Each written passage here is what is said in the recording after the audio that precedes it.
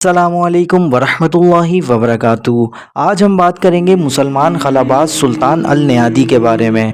वैसे तो दुनिया भर में मुसलमान सूरज निकलने और डूबने के मुताबिक सहर व अफ्तार करते हैं, लेकिन अगर कोई मुसलमान दुनिया से बाहर खला में हो तो वो कैसे रोज़ा रखता होगा और सहर व अफ्तार कैसे करता होगा। इस साल मुत्तहिदा अरब इमारात से ताल्लुक़ रखने वाले सुल्तान अल नयादी खला में मौजूद हैं। मुसलमान खलाबाज इंटरनेशनल स्पेस स्टेशन में हैं जो ज़मीन के अतराफ 17,000 मील फ़ी घंटे के हिसाब से गर्दिश कर रहा है। स्पेस स्टेशन में मौजूद खलाबाजों को दिन भर में 16 बार सूरज निकलता और गुरूब होता दिखाई देता है। रोज़े रखने के लिए कुछ रोज़ पहले सुल्तान अल नयादी ने कहा था कि वो रमज़ानुल मुबारक में पूरे रोज़े रखेंगे, जबकि इनका रोज़ा ग्रीनविच टाइम के मुताबिक 16 घंटों का होगा।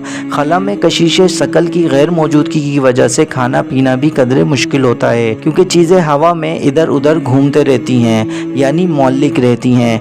वाज़े रहे इससे पहले 2007 में भी मलेशिया के खलाबाज शेख मुजफ्फर शकूर भी रमज़ानुल मुबारक में स्पेस स्टेशन पर रह चुके हैं और उनकी वहाँ नमाज की अदायगी की वीडियो भी मौजूद है।